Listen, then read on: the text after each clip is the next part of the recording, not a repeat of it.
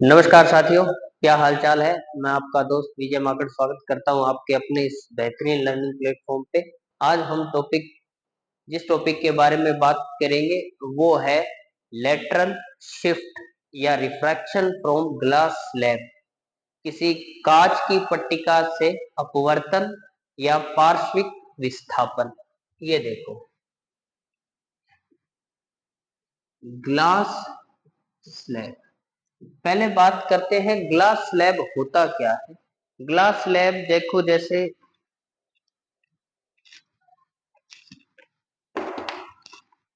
ये बुक है, ये क्या है, बुक है। इस बुक को अगर हम किससे बना दें, ग्लास की बना दें। किसकी बना दें?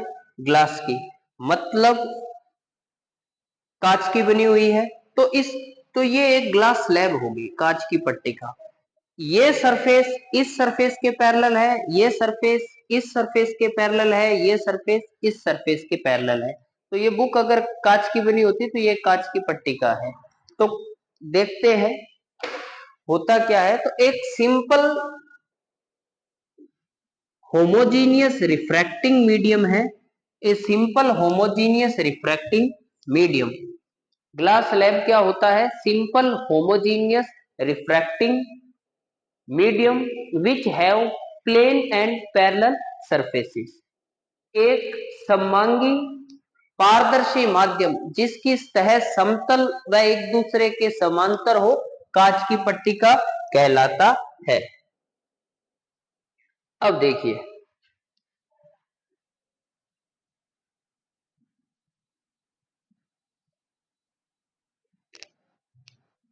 इस तरफ बनाते हैं।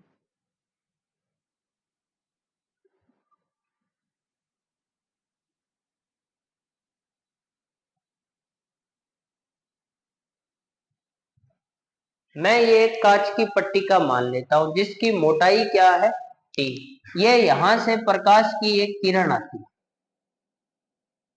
क्या आती है? प्रकाश की एक किरण। ये किरण किधर मुड़ेगी? वह बाहर मान लिया वायु है, और इस कांच की पट्टी का अपवर्तनांक μ2 है। तो ये कांच की पट्टी की ये बना दिया अभिलंब। तो ये किस तरफ मुड़ेगी? ये मुड़ेगी, विरल से सघन माध्यम में गमन कर रही है, तो यह अभिलंब की ओर मुड़ेगी। तो ये मुड़ गई इस तरीके से अभिलंब की ओर। ठीक है। अब हमें क्या करना है? अब ये सघन माध्यम से विरल माध्यम में गमन कर रही है, तो ये किस तरफ मुड़ेगी? ये मुड़ेगी अभिलंब से दूर।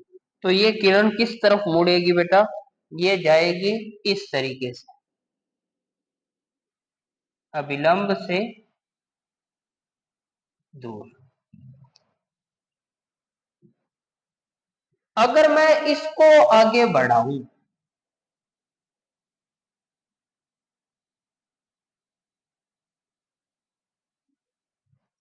इसको मैंने क्या कर दिया बेटा? आगे बढ़ा दिया। अब देखिए, ये कोण क्या है? ये कोण है आई। ये कोण क्या होगा बेटा? आर। ये कोण क्या होगा? आर होगा। ये कोण भी क्या होगा? आर होगा। और ये कोण क्या होगा? ये कोण मान लेता हूं मैं ई है। इस सतह का अपवर्तनांक या इस माध्यम का अपवर्तनांक μ1। इस कांच की पट्टी का अपवर्तनांक μ2। इस कांच की पट्टी की मोटाई कितनी मान ले हम? मोटाई मान लेते हैं टी। ये क्या है? ये आपतित प्रकाश की किरण है, इंसिडेंट रे। ये क्या है? ये नॉर्मल है। ये भी क्या है? नॉर्मल है। ये कौन सी किरण है? ये रिफ्रैक्टेड रे है। कौन सी किरण है? रिफ्रैक्टेड रे। और ये कौन सी किरण है? एमर्जेंट रे या निर्गत किरण।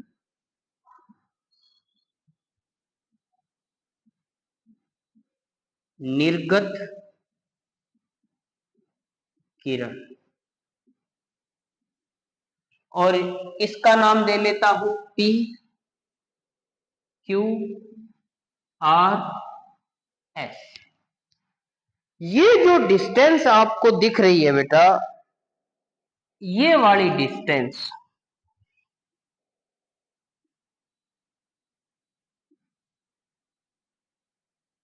ये है लेटरल शिफ्ट। क्या है ये? Lateral shift. इसको बोलते हैं लेटरल शिफ्ट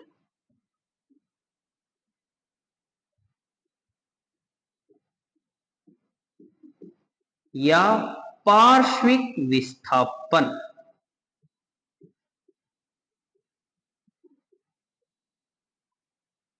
क्या बोलते हैं? पार्श्विक विस्थापन। अब देखिए, तो परिभाषा क्या बनेगी? बढ़ी हुई आपतित किरण व निर्गत किरण के मध्य की लंबवत दूरी को हम क्या बोलते हैं? पार्श्विक विस्थापन। Extended incident ray and emergent ray, the perpendicular distance between extended incident ray and emergent ray is known as lateral shift. It is denoted by d. It is denoted by d. अब हमें क्या करना है? इस d को calculate करना है। तो सबसे पहले यहां q और r पे स्नेल्स नियम लगाते हैं। तो स्नेल्स नियम से स्नेल्स लॉ क्या होगा? μ1 sin I equal to μ2 sin R first. अब यहां फिर मैं स्नेल्स लॉ लगाता हूं, क्या हो जाएगा? μ2 sin R equal to μ1 sin E। यहाँ पे तो एयर है और एयर का रिफ्रैक्टिव इंडेक्स हमने क्या माना हुआ है? μ1। तो यहां से देखिए μ2 sin R, μ2 sin R ये इक्वल है। तो मैं क्या लिख सकता हूं? μ1 sin I, μ2 sin R की जगह क्या लिख सकता हूं? μ1 sin E। From first and second we can write this one. μ1 से μ1 कैंसिल, तो sin I इक्वल टू क्या आ गया? Sine E। It means I equal to क्या आ गया? E। मतलब ये I और ये वाला E क्या होता है? इक्वल होता है। अब हम कैलकुलेट करते हैं इस लेटरल शिफ्ट को। लेटरल शिफ्ट को कैलकुलेट करने से पहले ये देखिए, ये डिस्टेंस कितनी होगी? ये डिस्टेंस D होगी। क्या होगी? D। ये एंगल कितना हो जाएगा? I है तो ये पूरा एंगल I, और ये क्या हो जाएगा? I minus R। ये एंगल कितने डिग्री का हो जाएगा? 90 डिग्री का हो जाएगा। तो इस ट्राइंगल के अंदर देखो बेटा, कहां पे? इस ट्राइंगल के अंदर, ट्राइंगल क्यू आर, इसको क्या नाम दे देते हैं? एस नाम दे देता हूं। क्या नाम दे दिया? Q R S. In triangle R S Q, sine I minus R क्या होगा? Sine I minus R. Sine क्या होता है? Perpendicular upon hypotenuse. परपेंडिकुलर क्या है? डी। और हाइपोटेनियस क्या है? Q R. हाइपोटेनियस क्या है बेटा? Q R. अब हमारे डी की वैल्यू क्या हो जाएगी? डी हो गया Q R sine I minus R. अब हमें क्यू आर कैलकुलेट करना है। क्यू आर हमारे पास नहीं है, बट इसकी ये जो थिकनेस है वो कितनी दे रखी है? चौड़ाई इसकी टी दे रखी है। तो यहां से देखो, अगर मैं यहां से एक परपेंडिकुलर ड्रॉ कर दूं, इससे यहां पर ऐसे,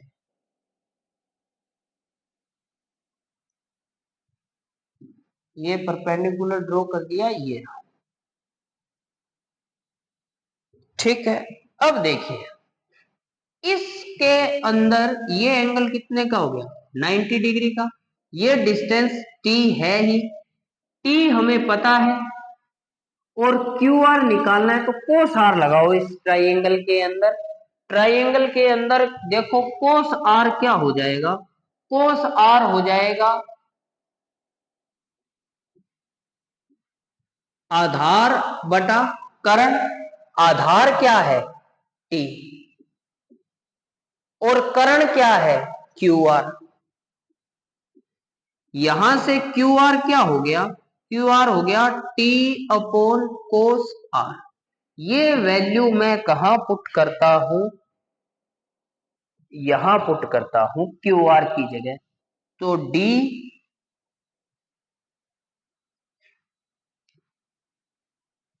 is equal to, Q R की वैल्यू क्या आ गई,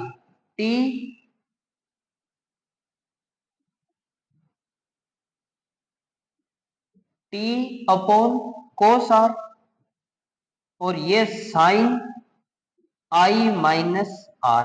ये किसकी वैल्यू आ गई जी, लेटरल शिफ्ट का फॉर्मूला आ गया। न्यूमेरिकल कैसे बनेगा, टी दे देगा, आई दे देगा, आर दे देगा, और क्या पूछेगा, डी पूछेगा।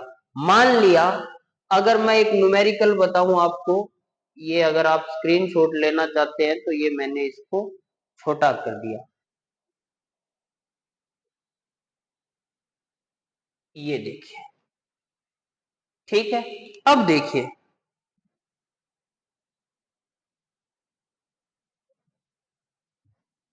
क्या फॉर्मूला निकाला हमने, T sine I minus R upon cos R is equal to D. मान लिया आपको टी कितना दे दिया बेटा, 2 centimetre, a slab of thickness 2 centimetre, angle of incidence कितना दे दिया 60, एंगल ऑफ रिफ्रैक्शन कितना दे दिया 30, और आपको क्या कह दिया, कैलकुलेट लेटरल शिफ्ट, क्या पूछ लिया, कैलकुलेट लेटरल शिफ्ट। तो कैसे कैलकुलेट हो जाएगा, d is equal to 2 sine 60 minus 30, और ये क्या हो जाएगा sine, sorry cos, cos 30, 2 sine 30 cos 30, sine 30 1/2, और इस तरीके से आप वैल्यू करके क्या वैल्यू पुट करके क्या कर सकते हो, इजीली कैलकुलेट कर सकते हो। अगर मैं इसके साथ और छेड़खानी करूं, इफ एंगल्स आर स्मॉल, अगर एंगल क्या हो बेटा स्मॉल हो, तो साइन थीटा किसके इक्वल होता है, थीटा के, और कोस थीटा किसके इक्वल होता है 1 के। तो यहां से क्या आ जाएगा, d is equal to T I minus R upon 1, cos की वैल्यू क्या आ गई 1। तो फॉर्मूला क्या आ गया हमारा, d is equal to T I minus R. ये एक और फॉर्मूला आ गया किसके लिए, लेटरल शिफ्ट के लिए। अब इसके साथ कितनी छेड़खानी करते रहो, फॉर्मूले के साथ छेड़खानी करनी है तो ये देखो यहां पे हमने लिख रखा है क्या, इक्वेशन फर्स्ट देखो, sine I upon sine R equal to क्या आ गया बेटा, म्यू 2 अपॉन म्यू 1। जब एंगल छोटा होगा तो आई अपॉन आर क्या आ गया, म्यू 2 अपॉन म्यू 1। तो यहां से आई की वैल्यू कैलकुलेट कर लो और आर की वैल्यू कैलकुलेट कर लो, और यहां पे इस फॉर्मूले में पुट करते जाओ। यहाँ पे आई की वैल्यू पुट कर दो, वहां से हमने क्या निकाला है, हमने निकाला है I upon R mu 2 upon mu 1, ये फॉर्मूला निकाला है। यहां से आई पुट करना है तो आप म्यू के फॉर्म में फॉर्मूला ले आएंगे, और यहां से आर पुट करोगे तो भी फॉर्मूला आ जाएगा। कुछ भी एक गायब करना हो, यहां से आई गायब करना हो तो आई की वैल्यू निकाल के पुट कर दो, आर गायब करना हो तो आर की वैल्यू पुट कर निकाल के यहाँ पुट कर दो। इस प्रकार से आप अलग अलग फॉर्मूले क्या कर पाओगे, डिराइव कर पाओगे। उम्मीद करता हूं आपको ये सब समझ आया है।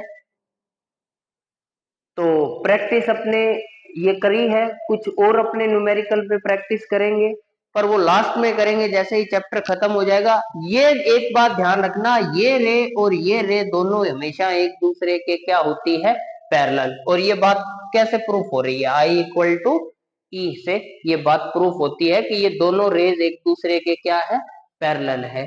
उम्मीद करता हूं आपके समझ आया होगा। जय हिंद, जय भारत।